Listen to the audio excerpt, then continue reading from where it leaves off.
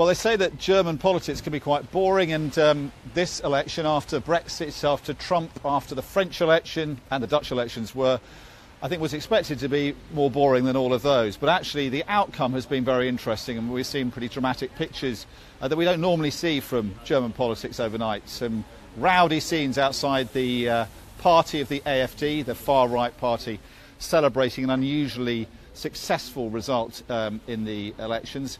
So to mull over what all that means for Germany and for Europe and for Britain, we're over the road from the Reichstag, the German parliament, which we'll be seeing for the first time in 60 years, that party, the AfD, sitting amongst other politicians because of the outcome of this result. And we're looking at the morning papers, and with me is Dr. Volker Treyer from the Association of German Chambers of Commerce and Industry. So you can talk about the business side of things, but also give us an idea of how Germans are reacting to the results, and we can take questions from you listening who may have an interest in any particular aspect of the outcome of this result. So let's look at the papers. This is Berliner Morgenpost, and its headline is "Political Earthquake, Merkel has no choice," reflecting the fact that she is now in a bit of a corner when it comes to putting a coalition, because German politics works on a coalition basis. It's a partly proportional representation system that sends politicians into the Reichstag over there, and therefore generally parties need to form deals and agreements with other parties to form government. So what we have now from Berliner Zeitung is a summary of the results. So CDU at 32%, less than they've got in the past. That's Angela Merkel's party. The SPD, Martin Schulz's party, who was in a coalition with the CDU, is now down to 20%. So it's now going off into opposition. The AfD, that far-right party, 13%. It seems to be a little less than that, I think, in the final figures, but that's roughly what it got. And that puts it in the third place. Now, but down the bottom here, the FDP and the Greens, 10% and around 9%, and Die Linke getting 9%. Now, the likely opposition, likely coalition, which we're talking about here, Merkel has no choice. Her party needs to form a coalition with the FDP and the Greens. That is going to be a black, yellow and green coalition, which is why it's going to be called the Jamaica Coalition, because it reflects the colours of that Caribbean country's flag. So, Dr. Treyer, what do you think that means for Germany? First of all, is that a foregone conclusion, do you think? We're going to see a Jamaican coalition? It's the most likely outcome after I assume that we will have a long period of negotiations until it will come to this Jamaica coalition, but it's the most likely outcome. But I don't share the view that this was really an earthquake. Okay. In Germany. Let's say the one astonishing outcome is that the far-right party, the AfD, has won 12.6% of people's vote, but that means that the rest of the next German Bundestag, of the parliament, consists of other parties and parliamentarians stemming from other parties. Yeah, a lot of people have pointed out that 80% of the country, at least, didn't vote for a far-right party. So it depends on how you look at it, I suppose. We've got one question here saying, how are the AfD's policies categorised? A couple of viewers are arguing that the party isn't far-right. There's a lot of debate about whether it's neo-Nazi, whether it's far-right or not. What do you think? I mean, how do you categorise it? From a business perspective, they have not many proposals you would adhere a far-right party, but at least they have, or some of their policy makers have expressions which are of xenophobic manner, and the German business, which is so open market oriented and so export led, cannot afford xenophobia, for instance.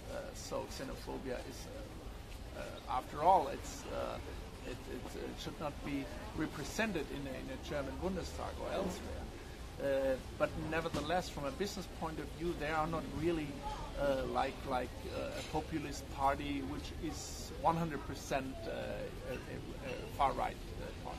So we should explain to people listening that the campaigning was particularly provocative, wasn't it, from the AfD? They had posters, for instance, there was a poster of a white pregnant woman lying in a field of flowers, and the caption said, "New Germans will make them ourselves." There was another one that had a picture of two women in bikinis shot from behind. The headline on that one, I think, was "Burqas, we prefer bikinis." There was an Islamophobic one which had a picture of a piglet saying, "Islam, not our kind of cuisine," paraphrasing it, but that's roughly what they said. And the messaging from that was shocking, I think, for a lot of Germans, wasn't it? Absolutely. Particularly, I mean, some of it had echoes of Nazi-era propaganda. That was profoundly horrifying, wasn't it, for some Germans, for many Germans? Absolutely. But we have to take note that most of the AfD's voters have voted for AfD not due to conviction, what the AfD is campaigning for, but it was a protest to some parts of the or missing explanations of the policies of the Grand Coalition, especially when it comes to the huge influx of migrants to Germany, that there was no explanation. How do we handle? Why are they allowed to come, and so forth? So it was less a support for the AfD, but more. Well, that's exactly what. So Mark here is saying: is this a sign of the decline of Merkel, or are there a growing number of German people that are adopting far-right values? D says it's a protest vote against Mrs. Merkel, so they'd agree with you. I mean, I suppose the concern for outsiders is that, you know, has this unleashed? Are there lots of latent closet Nazis in German society that this result is now going to unleash, or is it just a protest vote? And most of the people that Sky News has spoken to and journalists have spoken to, they're disenchanted voters from one party or another who are frustrated with the status quo. Is that right, do you think? And why are they frustrated? What's frustrating about it? Yeah, I don't think it has no economic explanation, or not that economic explanation, that there is the high threat of unemployment, or that prices went up in cities like Berlin when it comes to buy or rent a flat, for instance, which is really a topic here. But it's more a cultural question, that there are some people who think they are culturally now left behind. And this is a kind of a sentiment which is widespread. And the voters, at least the AfD, one explanation why the participation for this election was higher than in the last, that the AfD really triggered people to vote. So roughly half of the voters were absolutely new voters. They activated them, and they are not, let's say, everybody of them assumed to be far right. Although now they provide a kind of a big bench where also far right and xenophobic approaches could be included, and that's the threat. Right. We have to take very seriously, also from the business sector's point of view. And for the people you represent, what do they want to see come out of this coalition? Because on the face of it, it's a coalition of some chalk and cheese. You've got the Greens, who aren't necessarily sympathetic to business and want more regulation. You've got the FDP that does seem to be very sympathetic to business. Is it going to be difficult keeping that, squaring that circle? The biggest differences are certainly between the Greens and the Green Party and the Liberals, but less when it comes to the goals of their policies, but more what are the different ways in order to fulfill the goals. For instance, they all do not deny that there's a climate change and that we have to do something against that. We have to respect the Climate Accord of Paris, but the ways in order to respect those goals are different. Liberals are more market economy oriented, and the Green Party says we need more regulations. The same is true when it comes to the development of the European Union and the single market and the Eurozone. What kind of approaches do we need here? But as long as they have the same or the comparable goals, I'm quite confident that they will find a way in order to form a coalition, but Mrs. Merkel is not that strong.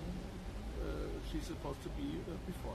Now, one last question about Brexit, because a lot of people watching are going to be wondering about that. I think there has been a kind of expectation that the negotiations we've had with the Union up to now have been kind of shadow boxing. The key thing has been what happens after the German elections, and that once Angela Merkel is back in the Chancellorship, she can devote her time to sorting out a deal that works well for Germany and for the UK. Has that been wishful thinking? And does this new coalition, is that going to help in Britain's favour in these negotiations, or actually is she going to be so busy trying to keep it together she's not going to have time for any of that? I think one must prevent from saying that Germany has the decisive influence when it comes to the Brexit negotiations.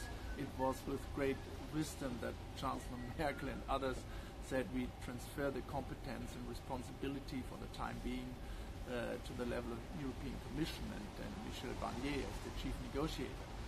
And because it's also, from a German point of view, good to tell all the other EU members, especially when it comes to the Eastern European members, that it is not Germany who runs the business in Europe.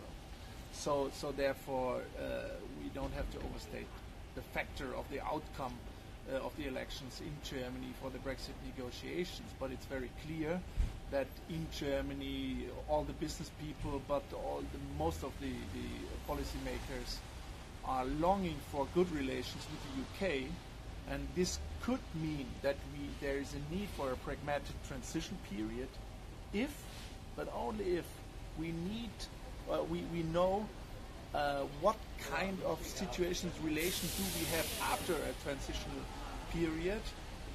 It doesn't make sense to build a bridge and you don't know where you are heading to. So we need to know what kind of scenario is quite plausible after a transitional period, and there is not so much pressure from Germany to Brussels now at this stage of the negotiations. But you're not the only ones looking for some certainty in the months ahead. Thank you very much. Yeah, we are longing for that certainty. Great. Well, thanks for your insights. Very interesting. Thank you. And as we were saying, that there's now a period of negotiation, haggling and horse trading as Angela Merkel now tries to put together this Jamaica coalition, and those potential partners will obviously be trying to ask for as much as they can to sit in power with Angela Merkel, knowing that at the moment, as Berliner Morgen Post put it, she doesn't have much of a choice. So that process goes on. It could take months, and at the end of that, we'll then know exactly the complexion of German government and quite how free Angela Merkel is to deal with matters in her own country, across the European Union, and of course Brexit.